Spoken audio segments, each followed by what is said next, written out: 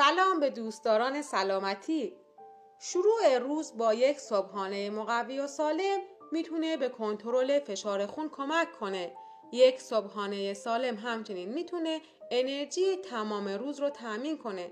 در این ویدیو در مورد صبحانه‌های مناسب برای بیماران مبتلا به فشار خون بالا صحبت میشه. فشار خون بالا را میتوان با رژیم غذایی ساده و تغییر در سبک زندگی کنترل کنید. به همین ترتیب اصلاح عادتهای غذایی در صبحانه میتونه به کنترل فشار خون بالا کمک کنه. صبحانه مهمترین وعده غذایی روزه. شما برای صبحانه باید سالمترین غذاها را بخورید تا در تمام طول روز انرژی کافی داشته باشید. صبحانه مناسب میتونه به حفظ فشار خون در یک محدوده سالم کمک کنه. غذاهایی که غنی از پتاسیم هستند بهترین گزینه برای بیماری‌های فشار خونه. در ادامه با ما همراه باشید تا با این صبحانه ها آشنا شوید. اما اگه به سلامتی خودتون اهمیت میدید حتما کانال ما را سابسکرایب کنید، زنگوله را فعال کنید تا ویدیوهای سلامتی ما را از دست ندید. جوی دو سر.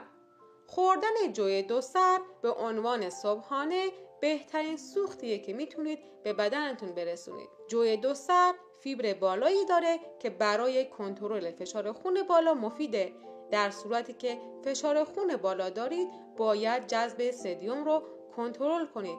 جوی دو سر سدیم پایینی داره که این ویژگی آن را به یک گزینه عالی برای رژیم غذایی مناسب برای فشار خون بالا تبدیل کرده. آماده کردن جوی دو سر آسانه و شما میتونید آن را به عنوان صبحانه میل کنید. 2. ماست با میوه.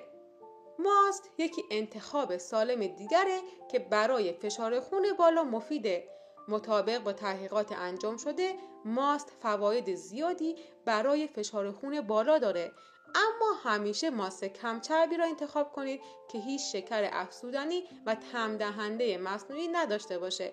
شما میتونید برای مقوی کردن ماست به آن مقداری میوه اضافه کنید. 3. تخم مرغ. وقتی که صحبت از صبحانه میشه اولین چیزی که به ذهن میرسه تخم مرغه. شما میتونید به چند روش تخم مرغ را بپزید و از صبحانه خود لذت ببرید. تخم مرغ همچنین یک منبع شناخته شده پروتئینه که برای صبحانه عالیه. مخصوصا سفیده تخم مرغ برای درمان فشار خون بالا بسیار مفیده.